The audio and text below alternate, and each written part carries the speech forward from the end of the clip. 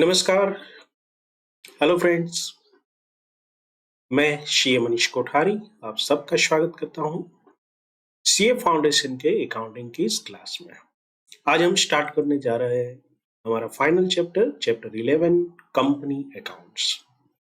ये company accounts में करीबन 6 यूनिट है और जिसमें हम अलग अलग चीज पे बात करेंगे, लेकिन सबसे पहला यूनिट जो है इंट्रोडक्शन टू कंपनी अकाउंट्स, वो पूरे का पूरा थियरी एस्पेक्ट है।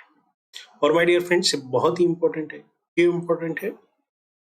कि अगर आप थियरी सही से समझ जाओगे तो आपको अकाउंटिंग करने में बहुत ही आसान रहेगा। वैसे अब तक हमने जो अकाउंटिंग की है, पार्टनरशिप की है, एलएलपी या सेल्फ जो प्रोपराइटर है उसकी, तो उसमें और इसमें ज्यादा कुछ अंतर नहीं।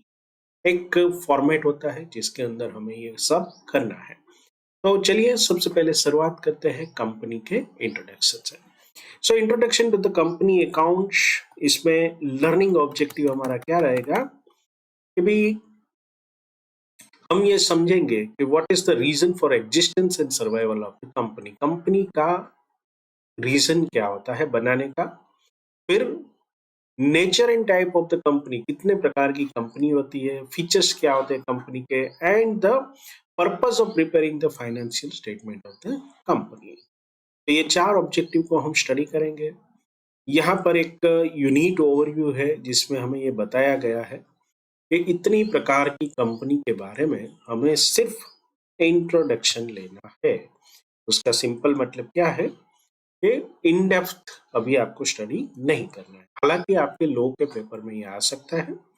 तो कितने प्रकार की कंपनी है? गवर्नमेंट कंपनी होती है, foreign company, private company, public company, 1% company, small company, listed company, unlimited company, company limited by shares, company limited by guarantee, holding company and subsidiary company.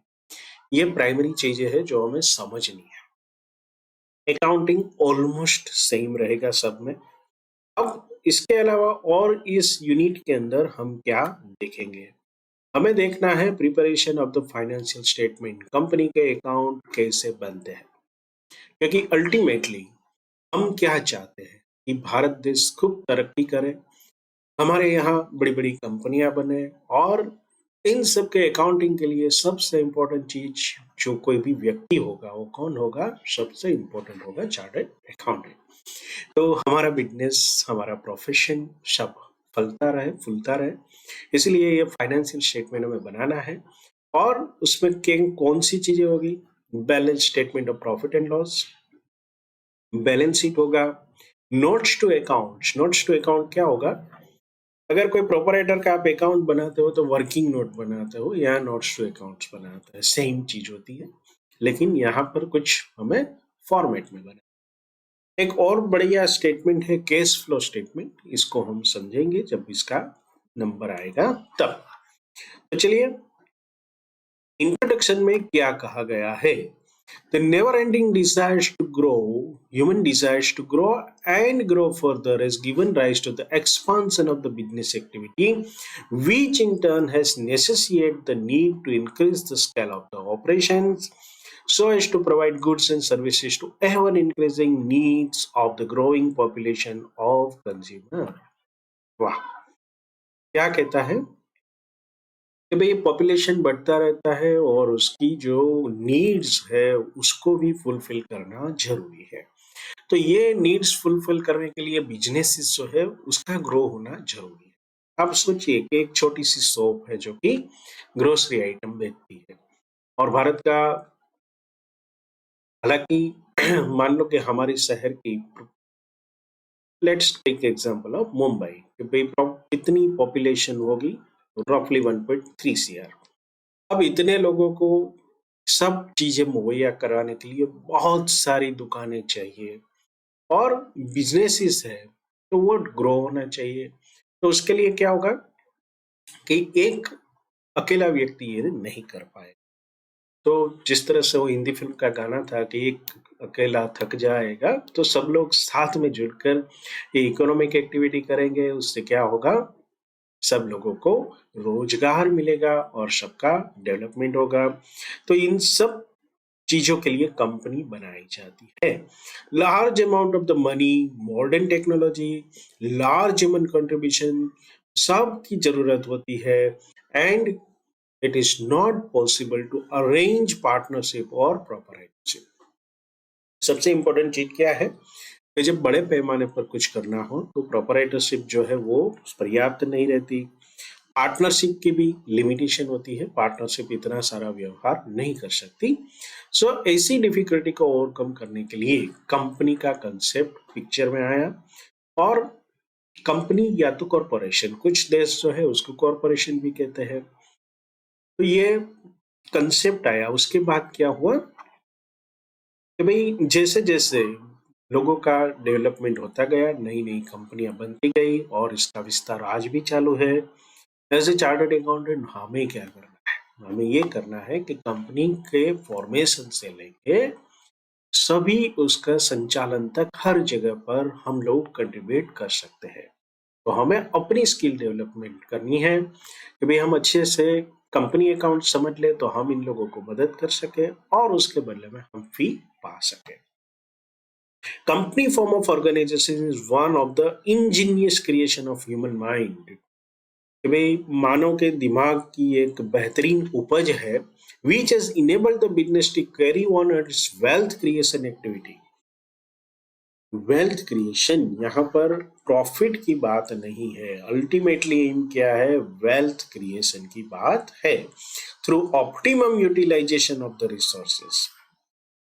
ये मैं सब चीजें हर चीज पर थोड़ा थोड़ा वजन देता रहता हूँ। उसकी वजह क्या है कि अगर आपको ट्रू एंड फॉल्स पूछा गया, यहाँ पर अगर मान लो ये इस तरह से पूछा गया कि ये जो कंपनी फॉर्म द ऑर्गेनाइजेशन है वो रिसोर्सेज का ऑप्टिमम यूटिलाइजेशन करता है, तो ये ट्रू होगा। लेकिन यहाँ पर मिनिमम शब्द डाल दिया, मैक्सिमम यूटिलाइजेशन कर दिया, तो ये ट्रू एंड फॉल्स में गलत हो जाए। So this is optimum utilization of resources. In course of time, a company structure has become an important institutional form for business enterprise, which has carved out a key place for itself in the field of business operation as well as in the wealth generating function of the society. देखिए, आप कल्पना कीजिए कि कंपनियां अगर नहीं होती तो हमारे अर्थतंत्र इतनी तेजी से डेवलप नहीं होता। और आजकल तो हालत ऐसी हो गई है कि हम सब लोग फिल्म थ्री इडियट में आप में से जिन लोगों ने देखी होगी तो उसमें आमिर खान एक बढ़िया सा डायलॉग बोलता है कि हम सब लोग मशीनों से घिरे हुए हैं। सेम एनालॉजी को यूज करके आप कह सकते हो कि हम सब लोग कंपनियों से घिरे हुए हैं। जैसे कि कोई चाइल्ड का बर्थ होगा तो उसको पाउडर चाहिए, वो मिल्क पाउडर जो है उसको बनाने के लिए कोई कंपनी होगी, Johnson and Johnson, like that. फिर उनको अलग अलग सुविधा चाहिए मेडिकल के लिए, तो बड़ी बड़ी कंपनियां जो है वो मेडिकल फील्ड में भी योगदान दे रही है। हर दवाई जो है वो बिग कंपनियां बनाती है। फिर उनके लिए कपड़े चाहिए और उनके लिए मार्केट प्लेस चाहिए, तो अमेजोन है, फ्लिपकार्ट है। फिर जैसे वो चाइल्ड बड़ा होगा तो उसके लिए एक मोबाइल चाहिए जिसमें बड़ी बड़ी कंपनियां इन्वॉल्व है मोबाइल बनाने के लिए, एप्पल है, सैमसंग है, वीवो है, वॉट मतलब ढेर सारी कंपनियां। लेकिन मोबाइल ऐसे तो नहीं चलता, उसके लिए टेलीकॉम कंपनी चाहिए, तो हमारे पास जियो है। फॉरेन के अंदर एलोन मस्क ने अपना स्टारलिंक बनाया है और अलग अलग कंपनियां हैं। भारत के अंदर एयरटेल भी है। जैसे ही ये कंपनियां प्रोवाइड करती है तो हमें कुछ सर्च करना है तो सर्च इंजन चाहिए, और सर्च इंजन के लिए हमारे पास क्या है? गूगल है, बिंग है, अलग अलग बहुत सारी चीजें हैं। और अगर हमें और एडवांस जाना है तो आजकल एआई भी मुहैया है। लेकिन ये सब कौन प्रोवाइड करता है? कंपनियां। कंपनियां क्यों? क्योंकि इस सब चीजों के लिए लार्ज रिसोर्सेस चाहिए और कोई अकेला व्यक्ति इसकी पूर्ति नहीं कर सकता। तो लार्ज रिसोर्सेस कलेक्ट करने के लिए कंपनियों का होना जरूरी है। ये मीनिंग ऑफ कंपनी मैं डिटेल में नहीं जा रहा हूं, सिर्फ कंपनी एक्ट 2000 क्या बोलता है उसकी मैं बात करूंगा। क्यों? क्योंकि इतिहास के अंदर बहुत ज्यादा क्वेश्चन आने की शक्यता नहीं। However, in law, company is termed as company which is formed and incorporated under the Companies Act 2013 or an existing company formed and registered under any of the previous company law। तो भारत में previous company law जो था वो 1956 का था। या तो उसके तहत कोई कंपनी बनी है या तो फिर कंपनीज एक्ट 2013 के अंदर बनी हुई कंपनी जो है उसे हमारे देश में मान्यता है। As per this definition of the law, there must be group of person who agrees to form a company under the law, and once so formed, it becomes a separate legal entity having perpetual succession and with a distinct name of its own and a common seal. Its existence is not affected by the change of the members। मतलब member आते जाते रहेंगे, company का अस्तित्व चालू रहेगा। आपको जानकर आश्चर्य होगा कि इंफोसिस जो है भारत की बहुत ही फेमस कंपनी, इतनी बड़ी कंपनी होने के बावजूद आज उसके जो डिसाइसिव बोर्ड ऑफ डायरेक्टर्स है जो कंपनी को डायरेक्शन देते हैं उसमें फाउंडर मेंबर्स बहुत कम है। क्यों? क्योंकि कंपनी एक बार एग्जिस्टेंस में आ गई तो वो एक लीगल एंटिटी है, फिर उसको मेंबर बदलते रहते हैं, कोई फर्क उसमें नहीं पड़ता। Company backs its origin in law, मतलब कंपनी जो है वो लॉ के कारण अस्तित्व में आती है और उसके अंदर जो इंडिविजुअल पार्टिसिपेट करते हैं उसे शेयर होल्डर्स किया जाता है और उनको जो हिस्सा कंपनी का दिया जाता है उसे शेयर्स कहते हैं।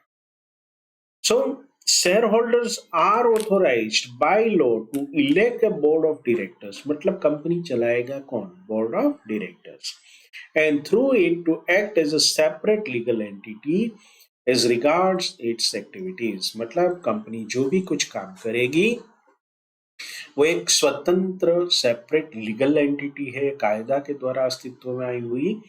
तो जो भी कार्य करेगी वो बोर्ड ऑफ डायरेक्टर्स के द्वारा करेगी।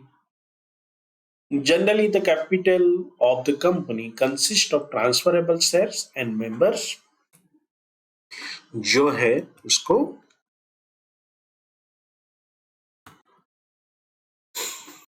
लिमिटेड लायबिलिटी होती है। मतलब कि ये शेयर जो है, मान लो कि मैंने 1 लाख रुपया रिलायंस के अंदर अपना शेयर खरीदा 1 लाख रुपए का, कंपनी ने मुझे कुछ शेयर अलॉट किए 10-12।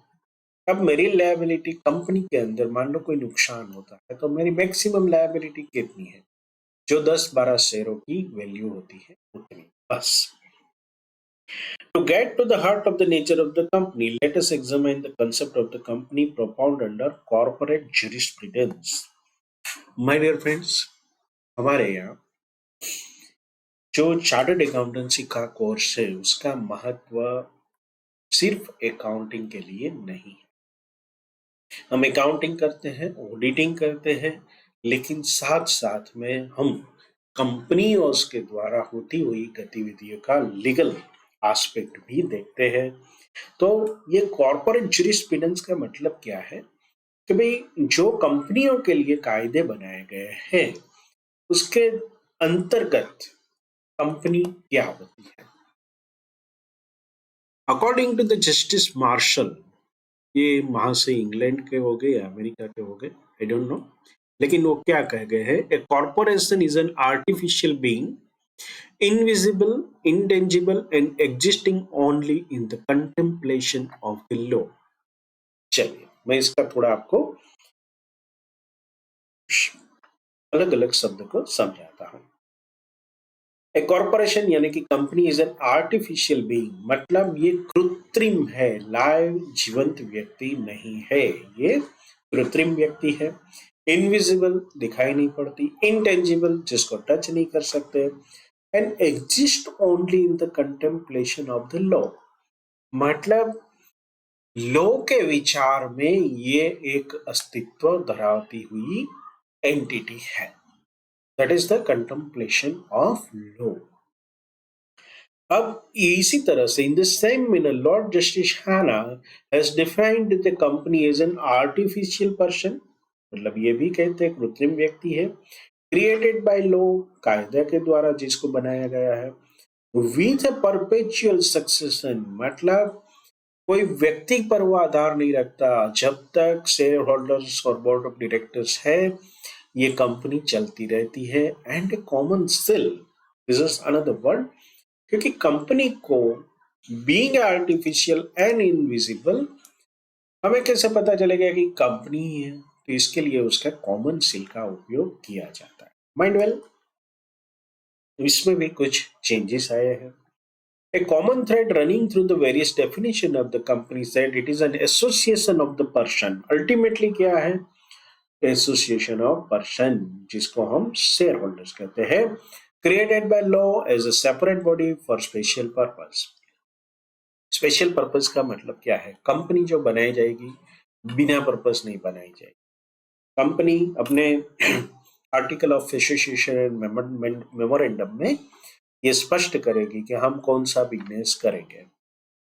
जैसे कि मान लो कोई कंपनी है वो फूड प्रोसेसिंग का काम करती है, कोई कंपनी कपड़े बनाती है, या तो कोई डिफेंस का मटेरियल करती बनाती है, तो लाइक दैट, लेकिन कंपनी का काम तय होना चाहिए। At the same time definition is laid down certain characteristic of the corporation. तो ये कॉर्पोरेट ऑर्गेनाइजेशन की कैरेक्टरिस्टिक आगे भी हम पढ़ेंगे, वैसे अभी ही पढ़ने वाले हैं, which makes it out as a separate and unique organization which enables the people to contribute their wealth to the capital of the company. अगर मैं कोई कंपनी के अंदर इन्वेस्ट करता हूं तो मैं क्या करता हूं, मैं अपनी वेल्थ यानी कि मनी जो है वो पहले कंपनी को दे रहा हूं, एंड ये पैसा कहाँ जा रहा है? Towards the capital of the company by subscribing to its shares and appointing elected representative to carry out the business. मतलब शेयर होल्डर्स ये तय करेंगे कि बोर्ड ऑफ डायरेक्टर्स में डायरेक्टर्स कौन रहेंगे। डायरेक्टर वो is always a living person, individual, तो ये जो है वो हमेशा लिविंग पर्सन होता है। Any company can not become a director, मतलब उसके लिए वो इंडिविजुअल होना आवश्यक है। तो चलिए फीचर्स समझते हैं कि कंपनी के फीचर्स क्या होते हैं। सबसे पहला फीचर जो है वो इनकॉर्पोरेटेड एसोसिएशन है। उसका मतलब क्या है? A company come into existence through the operation of the law, मतलब कि कंपनी कायदे के द्वारा अपना अस्तित्व में आती है।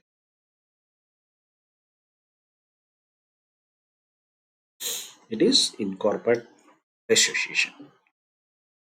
Incorporation of the company under the companies act is must. कोई व्यक्ति आकर बोलेगा कि भाई चलिए मैं पार्टनरशिप के अंदर एक कंपनी बनाना चाहता हूँ, partnership act 1932 will govern our company, तो ये नहीं चलेगा। It must be instituted, constituted, incorporated under the Companies Act. Without such registration, उसके लिए क्या कराना पड़ेगा? रजिस्टर ऑफ कंपनीज ROC होती है, ROC के पास इसका रजिस्ट्रेशन करवाना आवश्यक है। ये रजिस्ट्रेशन जब हम करवाते हैं और ROC जब हमें मंजूरी देती है, तो अब भी जाके हम ये हमारा कार्य जो है कंपनी को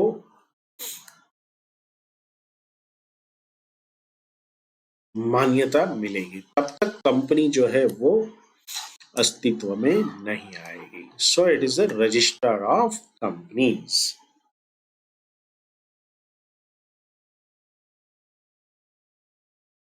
नेक्स्ट है सेपरेट लीगल एंटिटी। कंपनी जो है एक खुद अलग से एंटिटी है। जैसे कि हम अलग अलग कंपनी का उदाहरण देते हैं, जैसे मान लीजिए कि अंबानी परिवार है और रिलायंस कंपनी का स्थापना उन्होंने की थी, but is Reliance is only about the Ambanis? No, Reliance अब एक स्वतंत्र एंटिटी हो चुका है। अगर अंबानी परिवार कल जाके अपना पूरे शेयर सोल्ड कर दे तो भी कोई फर्क नहीं पड़ता है, वो कंपनी ऐसे ही चलती रहेगी। A company is a separate legal entity and it is not affected by change in its membership. Therefore, being a separate business entity, company can contract sue and be sued in its incorporated name and capacity।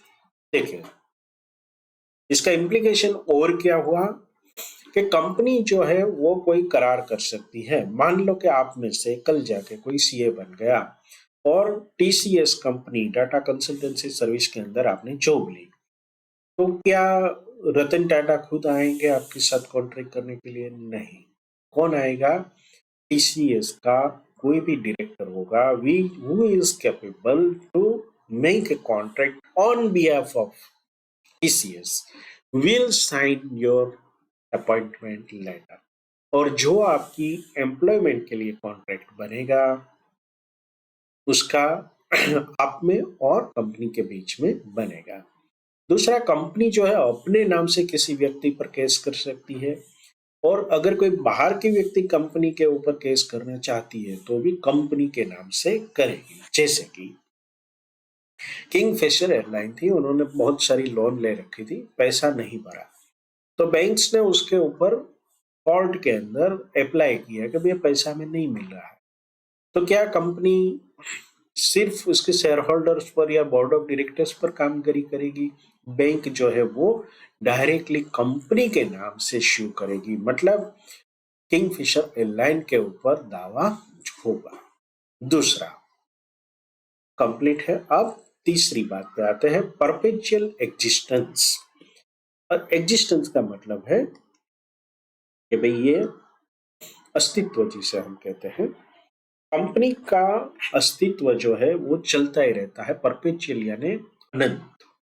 Since company has existence independent of its matter, it continues to be in existence despite the death, insolvency or change of the member।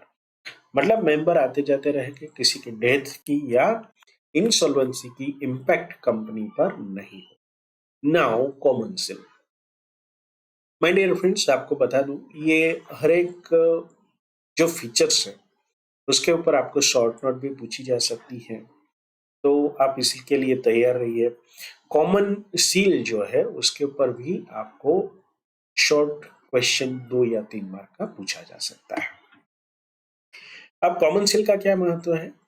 Company is not a natural person, मतलब company natural person नहीं है, तो क्या हुआ? It can not sign naturally, यार जो मतलब है ही नहीं अस्तित्व में, जो दिखाई नहीं पड़ता है और या तो इंटेंजिबल है, टच भी नहीं कर सकते, तो साइन कैसे करेगा? तो the document in the manner is a natural person would do,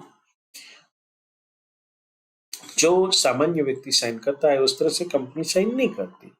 तो in order to enable the company to sign its document, it is provided with a legal tool called common seal।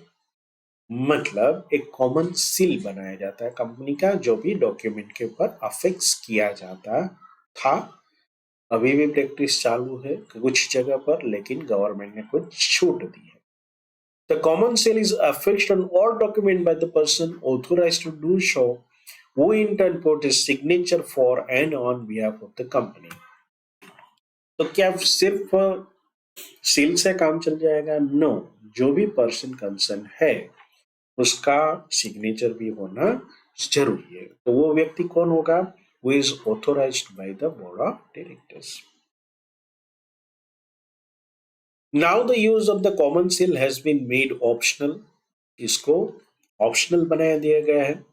All such document which require affixing the common seal may now instead be signed by 2 directors or 1 director and a company secretary of the company।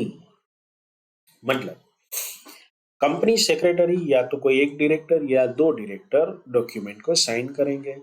आपको ये बता दूं कि अभी जो document ROC के पास file होते हैं वो सिंपली साइन नहीं होते, उसके लिए भी इलेक्ट्रॉनिक सिग्नेचर लगता है, ये डिजिटल सिग्नेचर हम जिसको कहते हैं।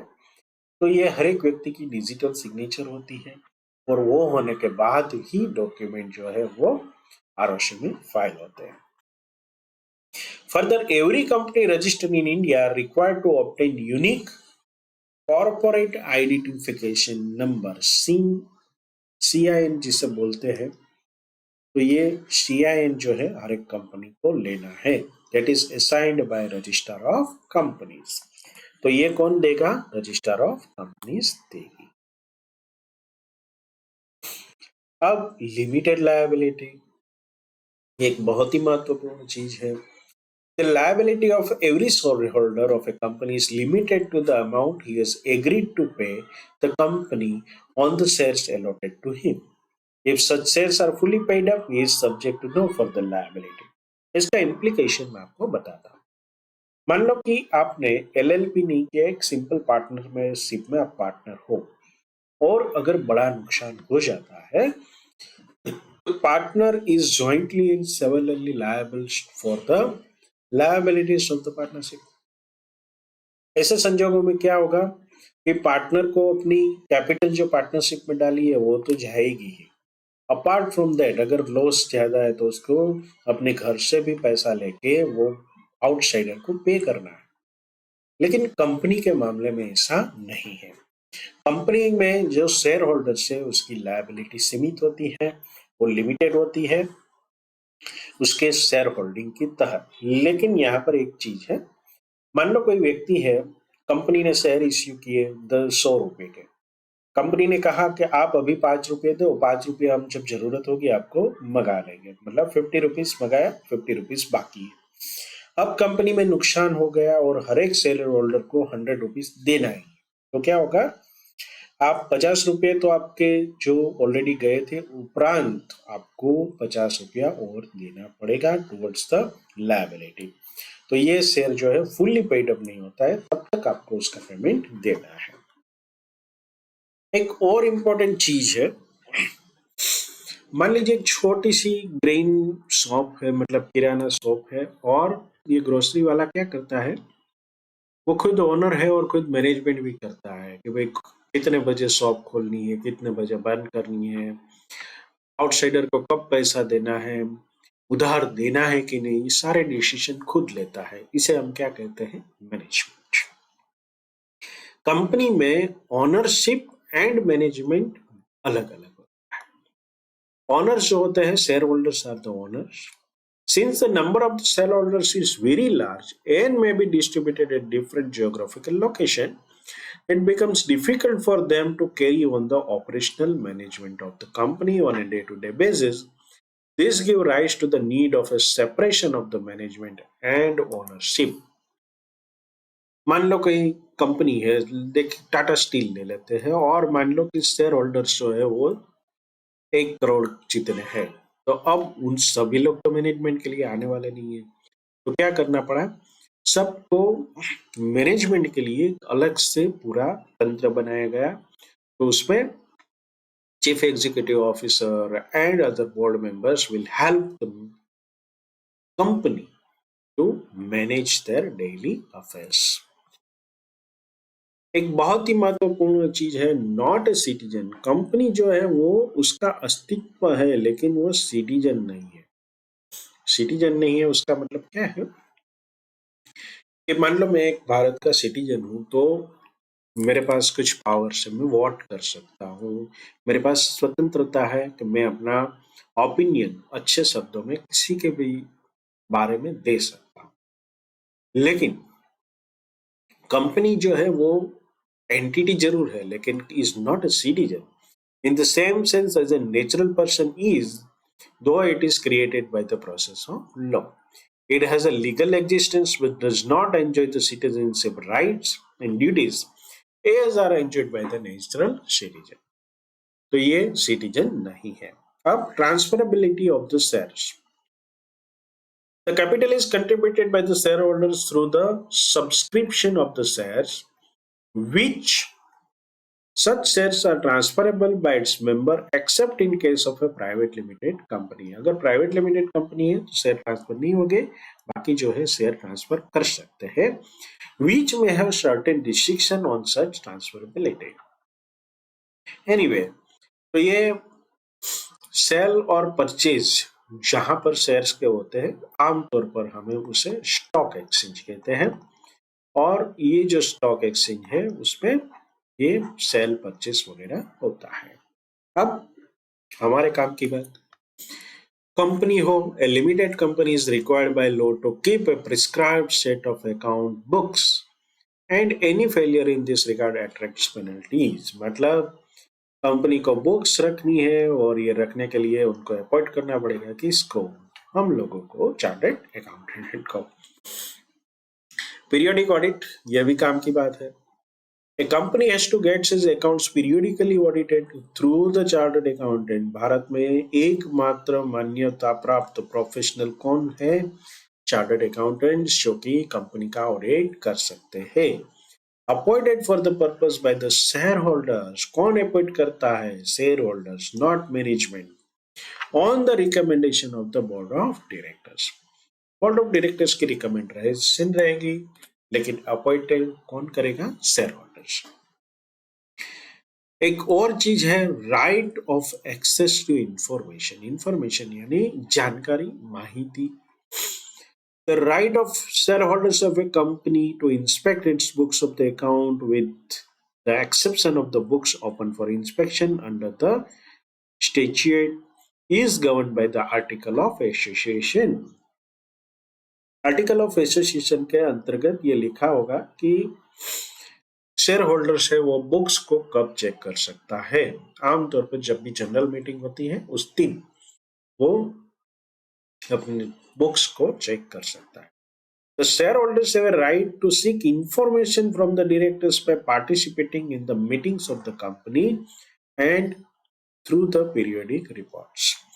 जो भी पीरियोडिक रिपोर्ट्स है वो तो सबके लिए ओपन अप कर दिए गए हैं, तो कोई भी व्यक्ति जो है उससे इंफॉर्मेशन पा सकता है।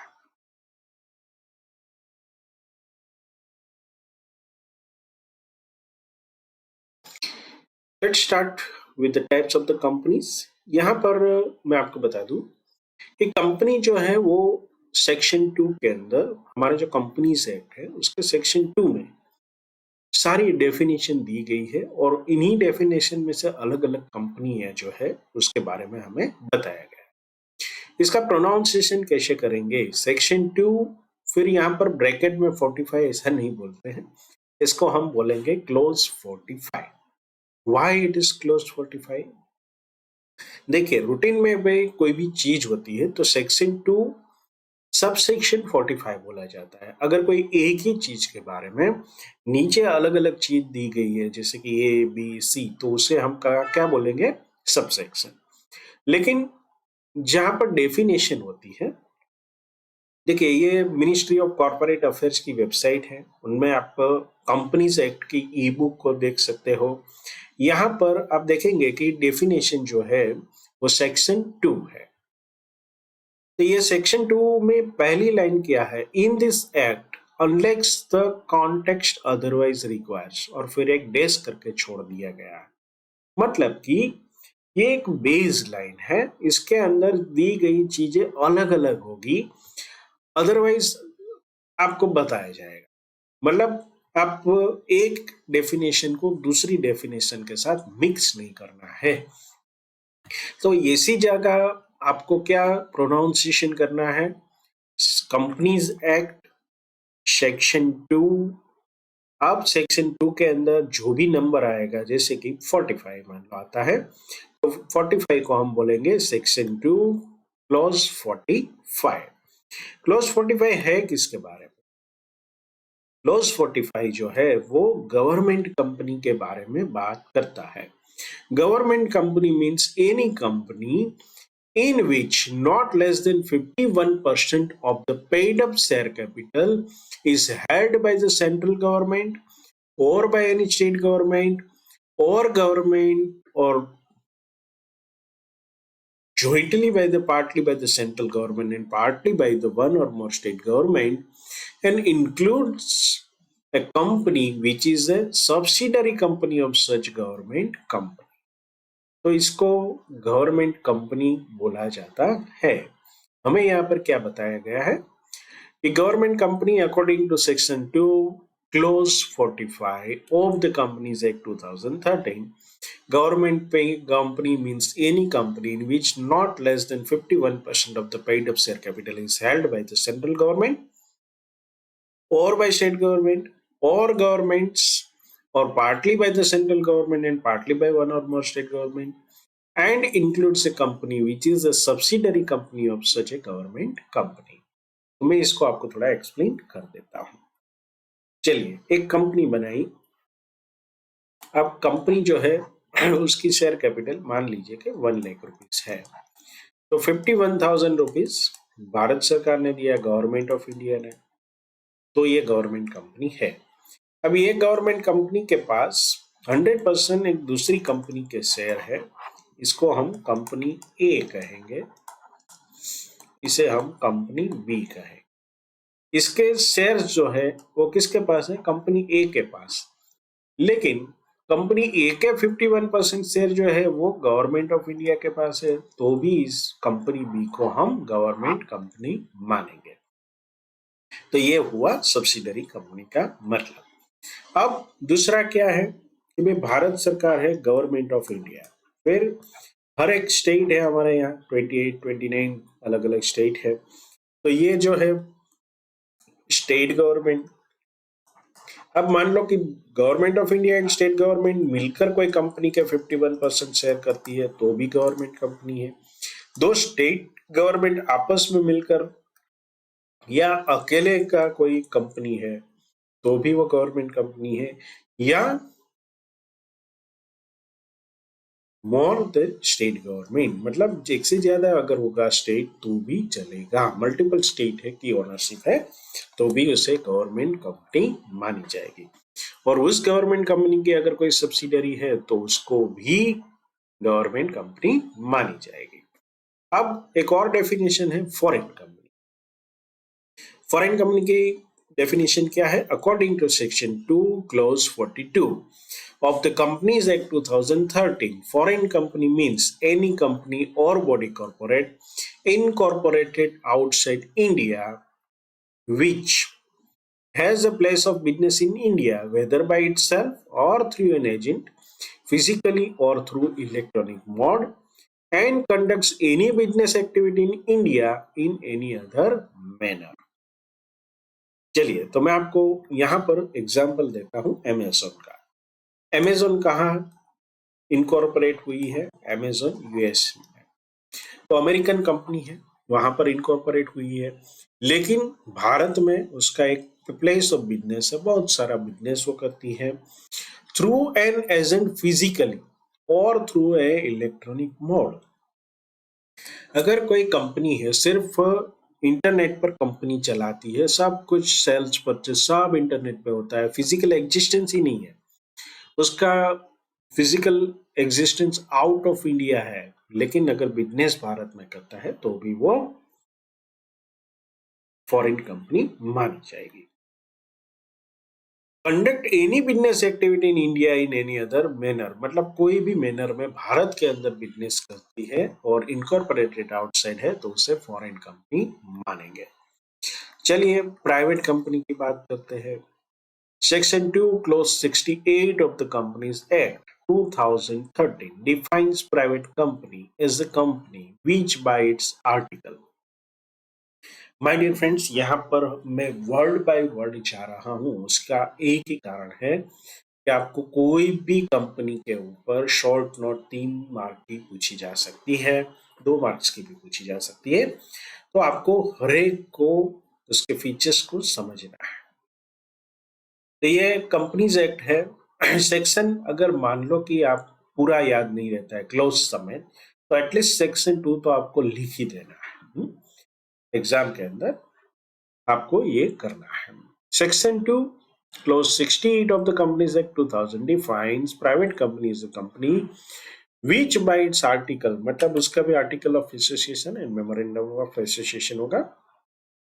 Restrict the right to transfer its shares, मतलब किसी को भी ये शेयर ट्रांसफर नहीं हो सकते, ये रिस्ट्रिक्शन है, मतलब ग्रुप के अंदर हो सकते हैं अगर करना चाहे तो, accept in case of 1% company. इसकी डेफिनेशन भी आगे आएगी। उसमें क्या होता है? एक ही मेंबर होता है। Limit the number of its members to 200। Private company के नंबर ऑफ मेंबर मैक्सिमम कितने हो सकते हैं? 200।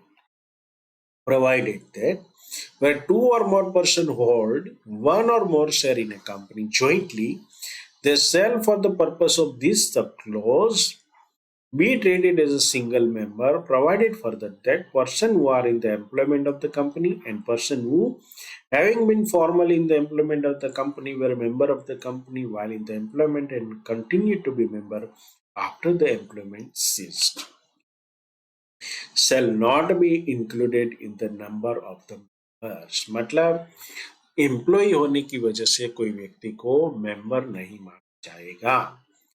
एक तीसरा काम क्या करती है private company? Prohibits any invitation to the public to subscribe for any security of the company. Shares of a private company are not listed on a stock exchange. मतलब इनके शेयर्स जो होते हैं वो प्राइवेटली डील होते हैं, किसी भी स्टॉक एक्सचेंज पर लिस्टिंग नहीं होता, तो जनरल पब्लिक जो है उसको खरीद नहीं पाएगी। अब बात आती है पब्लिक कंपनी की। इसको अच्छी तरीके से समझ लेना। Section 2, Clause 71 of the Companies Act 2013 defines public company as a company which is not a private company. कितनी बढ़िया डेफिनेशन है। ये पब्लिक कंपनी क्या है? जो प्राइवेट कंपनी नहीं है। दूसरा, as a minimum paid up share capital as may be prescribed. ये प्रिस्क्राइब कौन करेगा? भारत सरकार। इसके द्वारा संसद में पारित एक्ट के द्वारा कर सकते हैं और इसके लिए रूल्स बनाए जाते हैं, जो कि रूल्स है वो ministry of corporate affairs publish करती है। तो यहाँ पर मैंने जो साइट आपको दिखाई वो किसकी है? अल्टीमेटली भारत सरकार की साइट है, ministry of corporate affairs, government of India. तो रूल्स भी बनाते हैं लोग, एक्ट्स भी बनाते हैं। तो ये मान लीजिए रूल्स में गए तो आप उसको ढूंढ पाएंगे अलग अलग रूल्स क्या है। ये वेबसाइट्स बहुत अच्छी तरीके से मेंटेन की जाती हैं और इसमें अपडेटेड चीजें रहती हैं। आपको अगर कहीं पर भी जरूरत हो इसे रिफर कर सकते हैं। इसे रिफर करने की आदत अभी से डालेंगे तो आगे जाके आपको बहुत ही हेल्पफुल होगा। अब ये प्रिस्क्राइब करेंगे, इसमें क्या लिखा है? Provided that the company which is a subsidiary of a company not being a private company shall be deemed to be public company for the purpose of this act where such subsidiary company continues to be a private company in its article।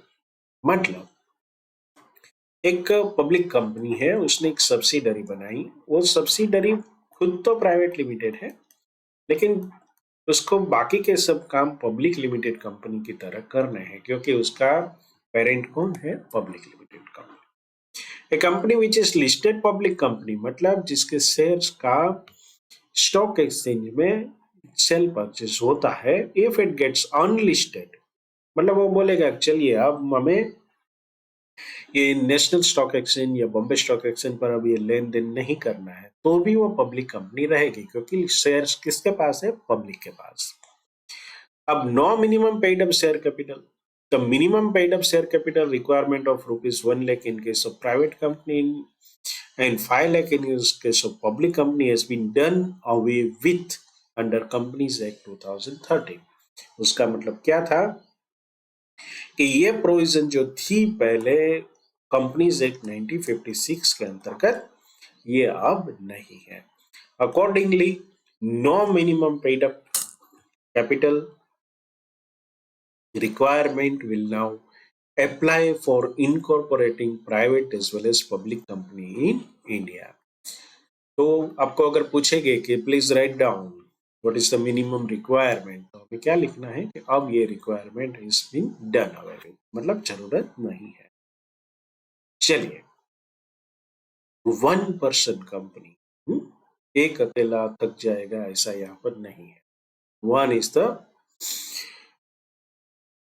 person who can do anything। तो ये व्यक्ति जो है उसकी definition कहाँ पे दी गई है? सेक्शन 2 क्लॉज 62 में।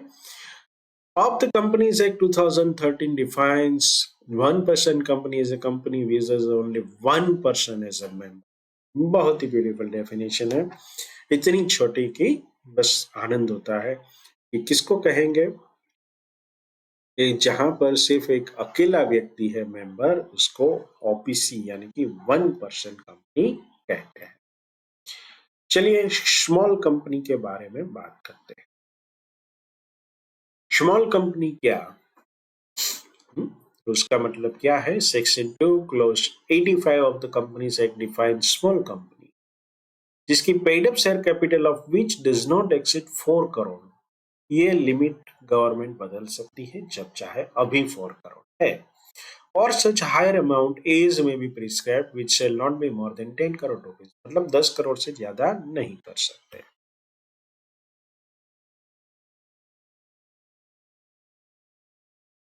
Second thing, turn over of which, मतलब दो चीजों पर क्राइटेरिया है, एक पेड अप कैपिटल और दूसरा turn over of which as per its last profit and loss account for the immediately preceding financial year does not exceed 40 crore rupees, or such higher amount as will be prescribed which shall not be more than 100 crore rupees, मतलब 40 करोड़ से ज्यादा turnover नहीं होना चाहिए तो उसे small company कहते हैं। Provided nothing in this clause shall apply to, पहले ये समझ लीजिए गवर्नमेंट क्यों डिफाइन करती है स्मॉल कंपनी, क्योंकि स्मॉल कंपनी को कुछ रिलैक्सेशन एंड बेनिफिट्स दिए जाते हैं। टैक्स में बेनिफिट दिए जा सकते हैं। रिलैक्सेशन जो है वो स्टैट्यूटरीली जो ऑब्लिगेशन होता है कुछ रिटर्न्स वगैरह फाइल करने में, उसमें स्मॉल कंपनी को रिलैक्सेशन होता है। लेकिन ये किसको अप्लाई नहीं होगा? This clause shall not apply to a holding company और ए सब्सिडरी कंपनी। मान लो कोई कंपनी है जिसके और सब्सिडरी कंपनी है, तो उसको ये स्मॉल कंपनी का दर्जा नहीं दिया जाए। कोई सब्सिडरी कंपनी है जिसकी कोई होल्डिंग कंपनी है, तो उसको भी स्मॉल कंपनी का स्टेटस नहीं दिया जाएगा। ए कंपनी रजिस्टर्ड अंडर सेक्शन 8, ये सेक्शन 8 किसका होगा? ऑफ कोर्स कंपनी एक्ट का। ये सेक्शन 8 है आमतौर पर नॉट फॉर प्रॉफिट ऑर्गेनाइजेशन के लिए, जो कंपनीज बनती है प्रॉफिट के लिए नहीं होता, ये सेवा के लिए बनाई जाने वाली कंपनी जो होती है वो सेक्शन 8 में हो। एक कंपनी और body corporate governed by any special act, मान लो बैंकिंग रेगुलेशन एक्ट है, उसके अंतर्गत हमने भारत में स्टेट बैंक ऑफ इंडिया बनी, तो क्या होगा? तो ये स्पेशल एक्ट बनाया गया है। वैसे एसबीआई का खुद का स्पेशल एक्ट होता है, मतलब एसबीआई एक्ट बनाया है 1955 का। तो हमें क्या सोचना है कि भाई ये स्पेशल एक्ट है, जैसे लाइफ इंश्योरेंस कंपनी है, एलआईसी है, तो इंश्योरेंस इरडा के अंदर बनाई जाती है, तो ऐसे लोगों जो है उसको स्मॉल कंपनी का स्टेटस नहीं दिया जा सकता, इसको यहाँ पर से एक्सक्लूड किया जाता है। एक और है listed company. As per section 2 clause 52 of the companies act 2013, listed company means a company which has any of its security listed on any recognized stock exchange। दो वर्ड को समझ लीजिए। पहले any of its securities, any of its securities का मतलब क्या है? ये सिक्योरिटी शेयर्स हो सकती है, डिबेंचर्स हो सकती है, बॉन्ड हो सकती है, any security. Second, stock exchange recognise होनी चाहिए। हालांकि भारत में अब अनरिकॉग्नाइज स्टॉक एक्सचेंज का अस्तित्व नहीं रहने दिया है। तो रिकॉग्नाइज स्टॉक एक्सचेंज का मतलब क्या है? Which is recognised by the SEBI. SEBI कौन है? सेंट्रल, मतलब भारत सरकार के द्वारा बनाई गई एक संस्था है जो कि सभी स्टॉक एक्सचेंज को रेगुलेट करती है। The company whose shares are not listed on any recognized stock exchange is called unlisted company. An unlisted company can be a public company or a private company. तो ये unlisted company है, वो public भी हो सकती है और private भी हो सकती है। एक और कंसेप्ट है अनलिमिटेड कंपनी का। Section 290 of the clause 92 of the Companies Act 2000 defines unlimited company means a company not having any limit on the liability of its member। हालांकि ऐसी कंपनियां नहीं होती है, क्योंकि कोई लोग ये नहीं चाहता कि हम कंपनी बनाए और हमारी अनलिमिटेड लायबिलिटी हो। So it is always limited either by the shares or either by the guarantee। Company limited by the shares, as per section 2, clause 22 of the Companies Act, company limited by shares means a company having the liability of its member limited by the memorandum to the amount, if any, unpaid on the shares respectively held by them। मतलब जो उन्होंने shares लिया है वो fully paid up हो जाए, उसकी उतनी लायबिलिटी लिमिटेड है।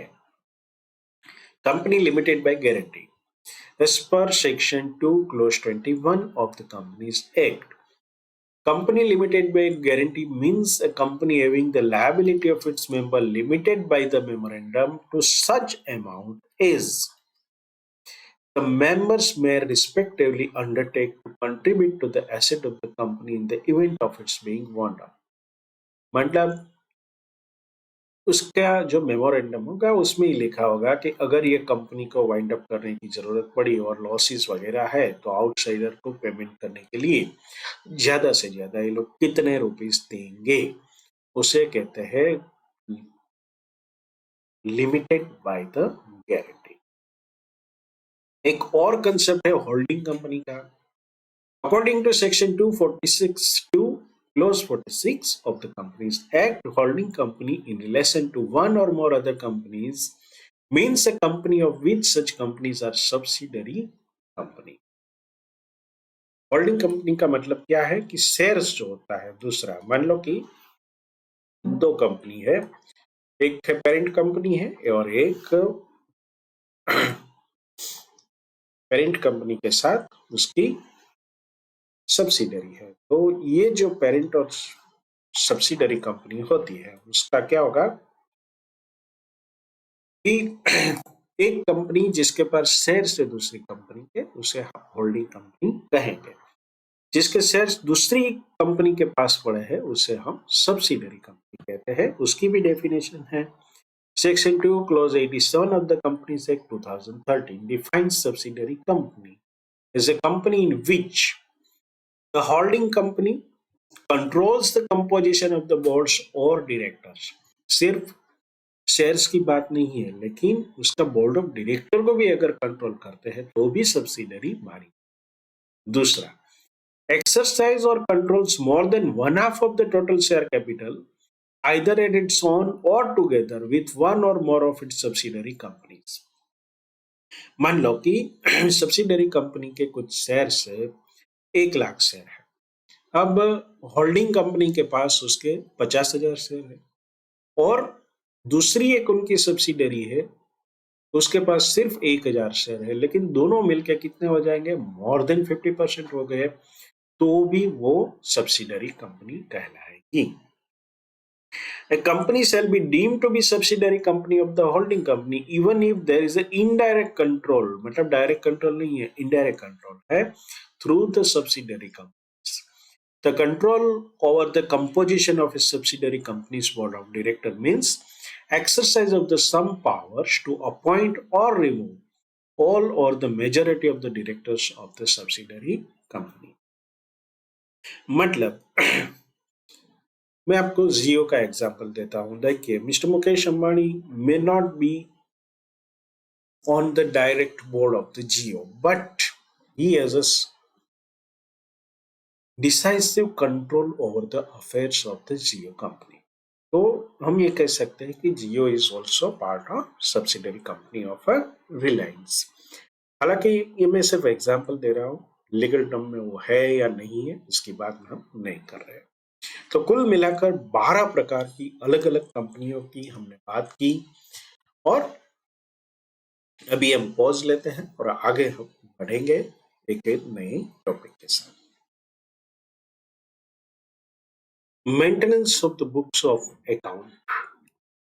As per Section 128 of the Companies Act 2013, every company shall prepare and keep at its registered office books of the account and other relevant books and papers and financial statement for every financial year which give a true and fair view of the state of the affairs of the company, including that of its branch office or offices, if any, and explain the transaction effected both at the register office and its branches, and such books shall be kept on accrual basis according to the double entry system of accounting.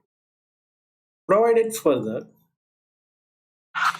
that the company may keep such book of account or other relevant papers in electronic mode in such manner as may be prescribed. चलिए, तो ये ज्यादा मुझे कुछ इसमें बताना नहीं है। एक तो सेक्शन आप याद रखेंगे, सेक्शन 128 है जो कहती है कि दर एक कंपनी को अपनी बुक्स जो है वो बनानी है और रजिस्टर ऑफिस में रखनी है। सेकंड थिंग, बुक्स जो है एवरी फाइनेंशियल ईयर बनानी है एंड ऐसी बुक जो ट्रू एंड फेयर व्यू दे, मतलब सब कुछ चीजें सही होनी चाहिए।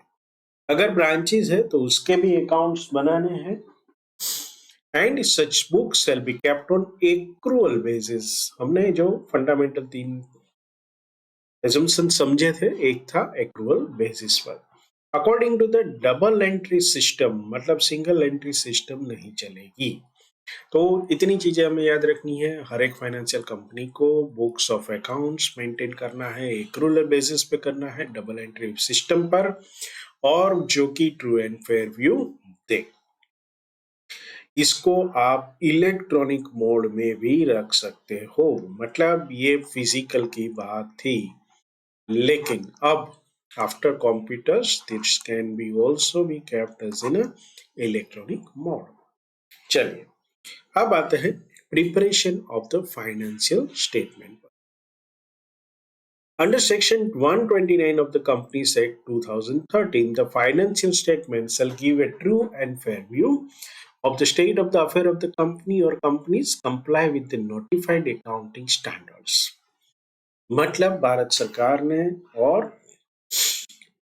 इन chartered institute of chartered of accountants of India दोनों के द्वारा अलग अलग अकाउंटिंग स्टैंडर्ड्स इश्यू किए गए हैं।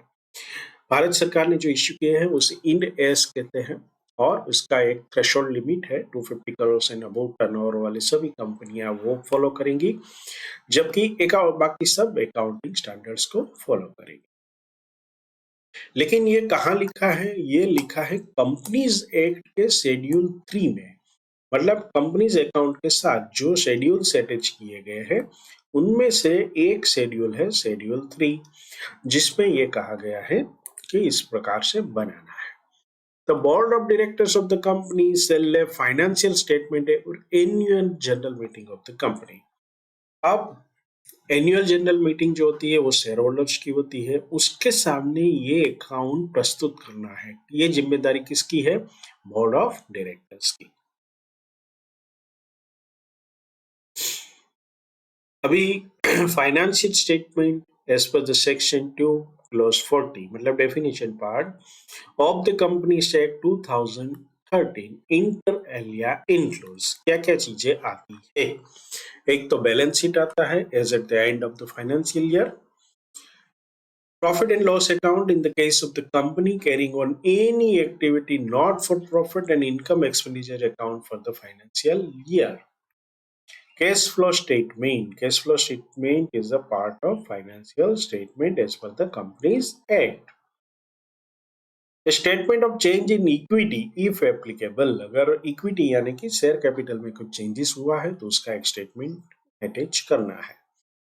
Any explanatory note annexed to or forming part of any documents referred to in subclause 1 and subclause 4 2, provided that the financial statements with respect to one-person companies, small company and dormant company may not include the cash flow statement। चलिए एक बात समझ लीजिए, note जो है कोई भी notes to accounts है, they are the part of financial statement. अभी जो स्मॉल कंपनी है जिसकी डेफिनेशन हमने देखी, 1% कंपनी है या तो डोरमेंट कंपनी है। डोरमेंट कंपनी मतलब जो कंपनी है वो अपने फाइनेंशियल स्टेटमेंट हर साल आरओसी में रजिस्टर नहीं करती, तो आरओसी उसे डोरमेंट कंपनी का करार दे सकती है। या तो कंपनी जो है वो फ्यूचर के लिए बनाएगी। फ्यूचर माने कैसे? एक कंपनी के पास अभी एक पेटेंट है लेकिन उनका प्रोडक्शन 3 साल बाद शुरू होने वाला, तो वो क्या करेगी कि ज्यादा फाइनेंशियल स्टेटमेंट सबमिट ना करना पड़े, तो डोरमेंट स्टेटस जो है वो आरओसी को अप्लाई करेगी। तो आरओसी बोलेगा कि ठीक है, तो आपको हर एक चीज सबमिट करने की आवश्यकता नहीं है। तो ऐसी कंपनी जो कि फुल फ्लेज में काम नहीं कर रही है लेकिन कंपनी है, उनको कैश फ्लो स्टेटमेंट बनाने की आवश्यकता। अब रिक्विजिट्स ऑफ फाइनेंशियल स्टेटमेंट, इसकी क्या जरूरियातें हैं? It shall give a true and fair view of the state of the affair of the company as at the end of the financial year. इसके लिए provisions applicable कौन सी हैं? एक specific act is applicable for instance insurance company का अपना format है, banking company का अपना फॉर्मेट है। Any company engage in generation of supply of electricity, मतलब गुजरात में हो गया, पीजीवीसीएल हो गया, अदानी पावर है, टाटा पावर से, ऐसी कंपनियां जो है इलेक्ट्रिसिटी जनरेशन की, उसके लिए अलग से स्टेटमेंट बनते हैं। और any other class of the company for which a form of balance sheet और profit and loss account has been prescribed under the act governing such class of the company, उसके लिए शेड्यूल 3 फॉलो करना आवश्यक नहीं, बाकी के लिए। In case of all other companies, balance sheet as per the form set out in Part 1 of Schedule 3 and statement of profit and loss as per the Part 2 of the Schedule 3, ये बनाना जरूरी है। अभी accounting standards क्या कहते हैं ये भी देख लेते हैं, उसका कंप्लायंस कैसे करना है। As per the Section 129 of the Companies Act, it is mandatory to comply with the accounting standards notified by the central government from time to time. Schedule 3 of the Companies Act क्या कह रहा है? As per the Section 129 of the Companies Act, financial statements shall give a true and fair view of the statement of affair of the company or companies and comply with the accounting standard notified under Section 133 and shall be in the form or forms as may be provided for different class or classes of the company in Division 1 of Schedule 3 under the Act. तो उस हिसाब से maintain करना है। अभी यहाँ पर कुछ हमें फॉर्मेट्स दिए हैं। मेरी रिक्वेस्ट ये है कि ये फॉर्मेट्स को आप एक दो बार हाथ से जरूर लिखिए, इसकी अच्छी तरह से प्रैक्टिस कर लीजिए, क्योंकि ये सिर्फ फॉर्मेट बनाएंगे तो भी एग्जाम में आप कोई भी सम आसानी से कर पाओगे। अपार्ट फ्रॉम दिस, इंटर और फाइनल के लिए आपको ये सीखना जरूरी है। एग्जाम को छोड़ो, लाइफ टाइम इसको समझना जरूरी है। अगर आप चार्टर्ड अकाउंटेंसी की प्रैक्टिस करते हो या कोई चार्टर्ड अकाउंटेंट के तौर पर कोई कंपनी में जॉब करते हो, तो ये है फॉर्म ऑफ बैलेंस शीट। मैं पूरा नरेशन यहाँ पे पढ़ूंगा नहीं, आप इसका समझ लेना पढ़ के, लेकिन मैं थोड़ी सी नरेशन यहाँ पर देता हूँ। सबसे पहले ये एक टेबुलर फॉर्मेट है। दूसरा, नेम ऑफ द कंपनी और बैलेंस शीट की डेट्स यहाँ पर गिवन है। फिर रुपीस इन, तो जरूरियात अनुसार इसका राउंडिंग होता है। आमतौर पे छोटी कंपनी होगी तो कोई राउंडिंग नहीं होगा, नहीं तो 000 लिखने से क्या होगा, 1000 में होगा, या तो लैक्स। बहुत बड़ी कंपनी है, करोड़। आमतौर पर भारत की जो बड़ी बड़ी कंपनियां हैं वो अपने करोड़ के अंदर ये फिगर देती है।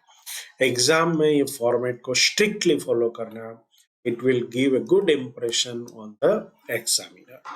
पहला कॉलम में पर्टिकुलर नोट्स नंबर, नोट्स का फॉर्मेट भी आगे आएगा। इसमें जो नोट नंबर है वो आपको यहाँ पे लिखना है, 1 2 3 4 वगैरह वगैरह। तो ये आप जब लिखेंगे और पर्टिकुलर नोट बनाएंगे जहां पर एप्लीकेबल होगी। Figure eight the end of the current reporting period. Reporting period का मतलब क्या है? मान लो इस साल का कब बात हो रही है, 2023 to 24, मतलब 1 अप्रैल से लेके 31 मार्च 24 का ये साल करंट पीरियड कहलाएगा। ये फिगर आप देंगे तो उसके साथ कॉरस्पॉन्डिंग प्रीवियस ईयर के फिगर आपको देने हैं। तो ये साल कौन सा हो जाएगा? 2022-23। अगर कंपनी नहीं है तो भी आपको मेंशन करना है company is incorporated on so and so date.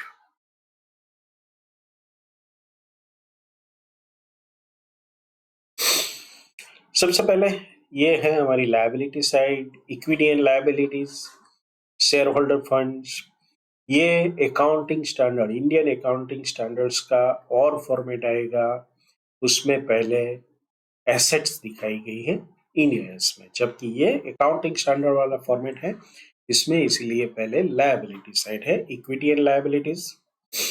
Share holders fund, ये बैलेंस शीट का फॉर्मेट है। तो सबसे पहले शेयर कैपिटल आएगा, रिजर्व एंड सरप्लस आएगा, money received against share warrants. ये अगर मैं समझाने बैठूं तो पूरा समझाने में आराम से 3-4 घंटे लग सकते हैं, लेकिन फिलहाल हमें इतनी जरूरत नहीं है।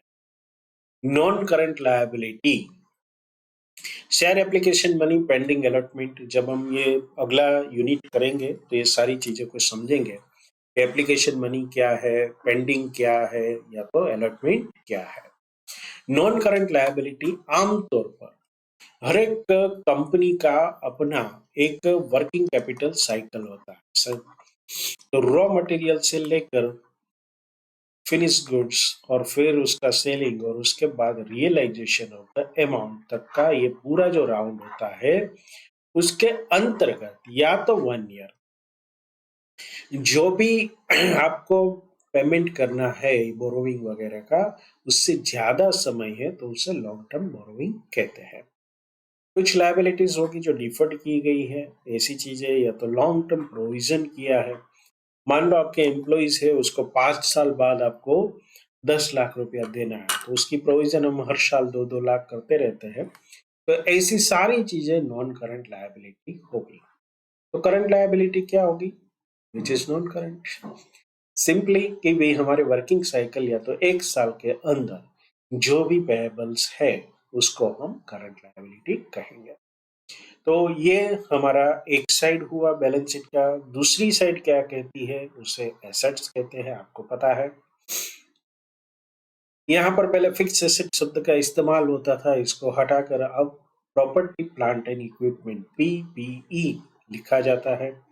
फिर इंटेंजिबल एसेट्स है, फिर कैपिटल वर्क इन प्रोग्रेस है। इंटेंजिबल एसेट अंडर डेवलपमेंट होता है, जहाँ पर इन्वेंशन मतलब कोई नई ड्रग्स बना रहे हो या तो दवाई बना रहे हो।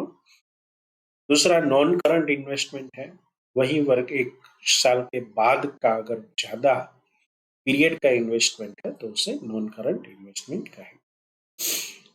लॉन्ग टर्म एडवांसेस, किसी को लोन दी है जो कि लंबे समय के लिए है।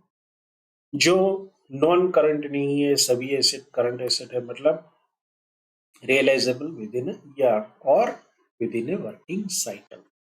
उसमें करंट इन्वेस्टमेंट होगा, इन्वेंट्रीज होगी, trade receivable, cash and cash equivalent, short term loan advances and other current assets. कुछ चीजें यहाँ पर एक्सप्लेन की गई है, तो चलिए समझते हैं। शेयर कैपिटल क्या है? शेयर कैपिटल में ये ध्यान रखना है, the number and amount of the shares authorised, कितने शेयर इश्यू किए हैं, और number of shares which are issued, subscribed and fully paid. अगले यूनिट में सारी चीजों को हम आराम से समझेंगे। Which are issued, subscribed but not fully paid, are value per share, share outstanding at the beginning and at the end of the period, calls unpaid, forfeited shares. दूसरा रिजर्व्स एंड सरप्लस, कुछ particular चीज के लिए reserves create किए जाते हैं या तो फिर सरप्लस, मतलब जो भी प्रॉफिट रहेगा that will be the part of surplus. इसमें कैपिटल रिजर्व रहेगा, capital redemption reserves, security premium रहेगा, debenture redemption reserves, revaluation reserves, ये सारी चीजें इसमें रहेगी। लॉन्ग टर्म बोरोइंग का हिस्सा क्या है? बॉन्ड्स है, टर्म लोन है, डिफरेंट पे लायबिलिटी, डिपॉजिट है। लॉन्ग टर्म प्रोविजन खास करके एम्प्लॉइज के लिए किया जाता है, ग्रेजुएटी, प्रोविडेंट फंड वगैरह। अदर कोई प्रोविजन की करनी होती है तो वो भी इसमें अलग से दिखाई जाती है। Short term borrowings, short term borrowing can be classified among the following subhead: loan, repayable on demand, loan and advances, deposit, other loan and advances. दूसरी current liability, interest accrued but not due on borrowing, मतलब bank ने आपको बोला है कि आप 3 महीने में एक साथ पेमेंट करना है इंटरेस्ट का, तो 2 महीने तक क्या होगा, इंटरेस्ट एक्रू होता रहेगा लेकिन ड्यू नहीं होगा, तो वो अदर करंट लायबिलिटी में दिखाई पड़ेगा। Income received in advance, unpaid dividends, ये सारी चीजें अदर करंट लायबिलिटी। अब आते हैं एसेट साइड में। प्रॉपर्टी प्लांट इक्विपमेंट में किन चीजों का समावेश होता है? Land, building, plant equipment, furniture, fixture, vehicle, सारी चीजों का जिसके ऊपर हम डेप्रिसिएशन कैलकुलेट करते हैं। इंटेंजिबल एसेट में क्या क्या आता है? गुडविल आएगा, हमने बहुत सारा कैलकुलेशन किया गुडविल का। Branch, trademarks, computer software, mining rights, publishing titles, copyright, patent, intellectual property rights, IPR जिसे कहते हैं, सर्विसेज एंड ऑपरेटिंग राइट्स, ये सारी इंटेंजिबल एसेट्स हैं। इसमें लाइसेंस एंड फ्रेंचाइज होती है, रेसिपीज, मॉडल्स, डिजाइन, फॉर्मूले, प्रोटोटाइप, ये सब चीजों का समावेश होता है। नॉन करंट इन्वेस्टमेंट क्या होता है? इन्वेस्टमेंट इन प्रॉपर्टी मतलब लॉन्ग टर्म के लिए होता है वो। एंड इक्विटी इंस्ट्रूमेंट मतलब दूसरी कंपनियों के शेयर्स में, प्रेफरेंस शेयर्स में, गवर्नमेंट के अंदर, डिबेंचर और bond, mutual fund, partnership firm, इस सारी चीजों में जो इन्वेस्ट कंपनियां करती है उसे नॉन करंट इन्वेस्टमेंट कहते हैं। Long term loan and advances जो कंपनी खुद देती है, it can be classified under the following sub groups: capital advance, security deposit, loan and advance to related parties, other loan and advances.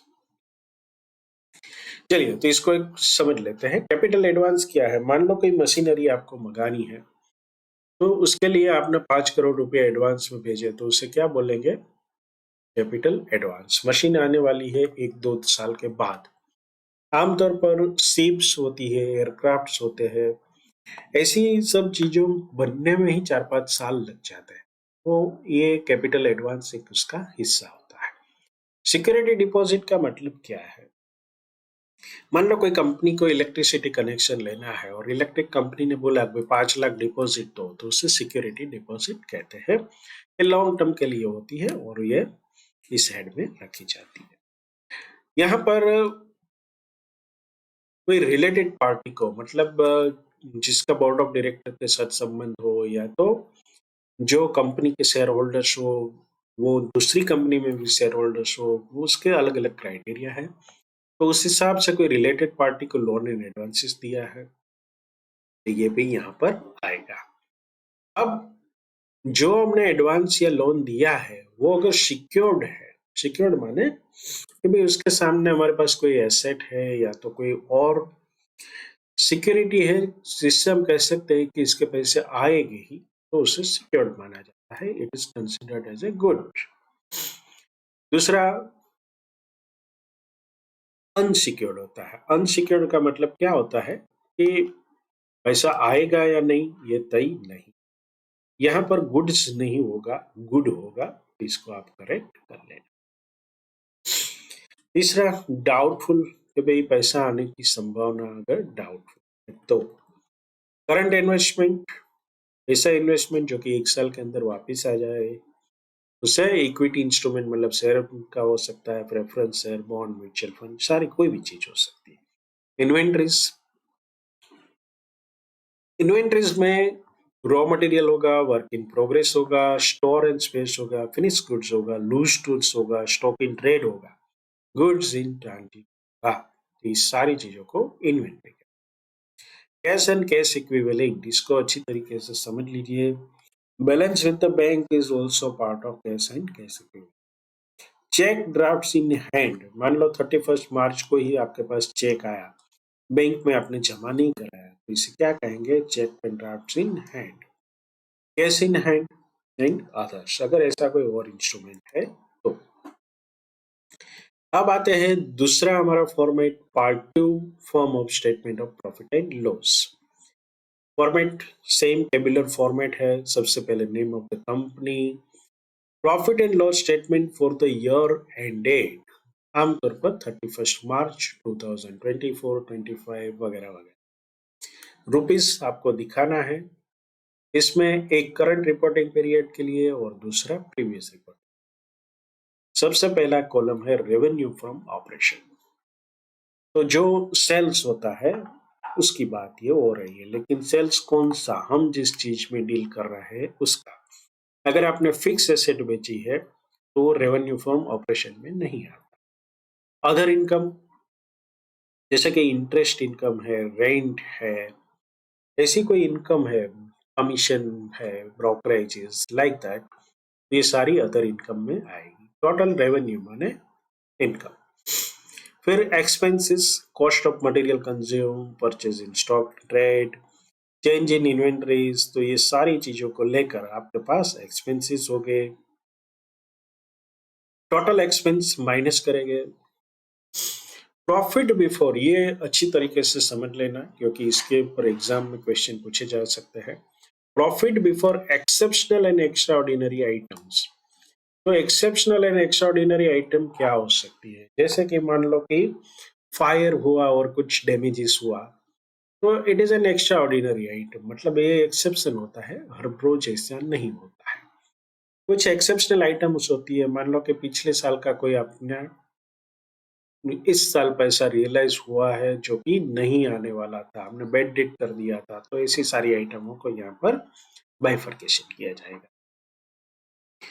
अब जो figure आएगा profit before tax, तो ये PBT है। उसके बाद टैक्स एक्सपेंसेस आएगा, current tax, deferred tax. Deferred tax के बारे में आगे समझेंगे हम। करंट टैक्स का मतलब है इस साल जो टैक्स लायबिलिटी है वो। उसके बाद profit and loss for the period from continuing operation. Continuing मतलब अभी जो बिजनेस हम चला रहे हैं वो चालू रखेंगे। मान लो कि कोई कंपनी है, उसके 4 डिवीजन है, कंपनी ये तय करती है कि एक डिवीजन बंद कर देना है, तो जो डिवीजन बंद कर दिया उसमें भी कुछ, मान लो 6 महीना चला था तो उसमें से कुछ प्रॉफिट आया, तो वो नॉन कंटिन्यूइंग ऑपरेशन में आएगा या तो डिसकंटिन्यूइंग ऑपरेशन में आएगा। बाकी का 3 का जो प्रॉफिट एंड लॉस होगा, तो ये एक आपको फेयर व्यू देता है। ट्रू एंड फेयर का मतलब यहाँ से आप समझना शुरू करोगे कि भाई ये एक फेयर व्यू देता है कि भाई प्रॉफिट है, ठीक है, लेकिन ऐसा तो नहीं है कि जो बिजनेस आप बेच रहे हो उसी में से प्रॉफिट आ रहा है। एक्चुअल कंपनी की पोजीशन क्या है। लास्ट में profit and loss from discontinuing operation, profit and loss for the period. अब 2 कॉलम बहुत ही इंटरेस्टिंग है, अर्निंग पर इक्विटी शेयर्स, इसमें बेसिक एंड डायल्यूटेड, ये दोनों चीजें अर्निंग पर शेयर हमें अच्छी तरीके से समझनी है कि भाई जो इनकम हो रही है, प्रॉफिट हो रहा है, पर शेयर कितना है। मान लो 10 लाख प्रॉफिट है और 1 लाख शेयर्स है, तो ईपीएस क्या बनेगा? 10 रुपीज पर शेयर। तो इस तरह से हम आगे इसका कैलकुलेशन करेंगे। तो माय डियर फ्रेंड, यहाँ पर 2 फॉर्मेट्स हमें दिए हैं, profit and loss as well as the balance sheet. इसको हम पढ़ेंगे आगे, इसके सम वगैरह आएंगे वो भी हम देखेंगे। चैप्टर यहाँ पर पूर्ण होता है, लेकिन हम पहले ट्रू एंड फॉल्स यहाँ पर देख लेंगे और फिर आगे बढ़ेंगे।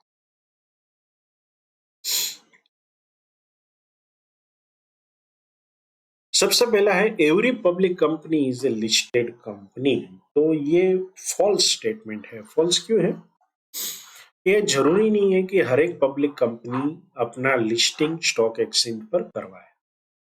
दे मे नॉट बी लिस्टेड, मतलब अनलिस्टेड भी हो सकता है। So this is false. Share of private company are not listed on stock exchange, तो ये सही है क्योंकि वो बेच ही नहीं रहे, दे आर रिस्ट्रिक्टेड, तो इसको आपको पब्लिक में नहीं बेच रहे हैं, तो ये स्टेटमेंट सही है। Third one, it is not mandatory to incorporate a company under the companies act. तो ये फॉल्स है। भारत में बनी सभी कंपनियां जो है वो कंपनीज एक्ट 2013 के अंतर्गत बनी होनी चाहिए। चलिए आगे बढ़ते हैं। Company is an artificial legal person created by law. बिल्कुल सही है, हमने शुरुआत में ही पढ़ा कि it is true. Death, insolvency और change of members affect the existence of a company, ये फॉल्स है। कंपनी है वो परपेचुअल सक्सेशन वाली है, it does not affect the existence of company. Sixth one, if the shares are fully paid out by the shareholders, is subject to no further liability. सही है, क्योंकि public limited company जो होती है इसमें limited शब्द ही इसीलिए यूज किया जाता है कि शेयर होल्डर की liability for the fully paid up of the share तक ही सीमित है. So this is true. Public limited company has restriction on transferability of the shares. This is false. यहां पर अगर ये प्राइवेट लिमिटेड होता तो ये सही होता. Financial statement of the company shows the financial position of the business. बढ़िया है यार, ये बिल्कुल सही है. चलिए अब पढ़ते हैं. Schedule 1 gives proforma of balance sheet. तो ये गलत है. ये कौन देता है? Schedule 3 part 1. Schedule 3 prescribes the format of directors report. ये भी गलत है. शेड्यूल 3 जो है वो फाइनेंशियल स्टेटमेंट प्रिस्क्राइब करता है. Financial statement need to be true and correct. यहाँ पर वर्ड प्ले देख लीजिए माय डियर फ्रेंड्स. यहाँ पर करेक्ट शब्द लिखा है. वैसे ट्रू एंड करेक्ट दोनों सिमिलर शब्द है, तो ये करेक्ट नहीं लेकिन फेयर होना चाहिए. ट्रू एंड फेयर भी होना चाहिए as per the companies act. So it is false. So my dear friends, इसी के साथ हम इस चैप्टर को, जो हमारा पहला यूनिट है introduction to the company account, उसको यहाँ पर कंप्लीट करते हैं. अगले सेशन में मिलेंगे. तब तक प्रैक्टिस करते रहिए. And once more there is a छोटी सी रिक्वेस्ट कि अगर आपको चैनल सब्सक्राइब नहीं किया है तो please subscribe the channel. And sessions अच्छे लगते हैं तो लाइक कीजिए, नहीं तो कमेंट्स में मुझे बताएं कि और क्या इम्प्रूवमेंट की आवश्यकता है. अपने दोस्तों के साथ शेयर कीजिए, लेकिन सबसे जरूरी प्रैक्टिस करते रहिए. All the best.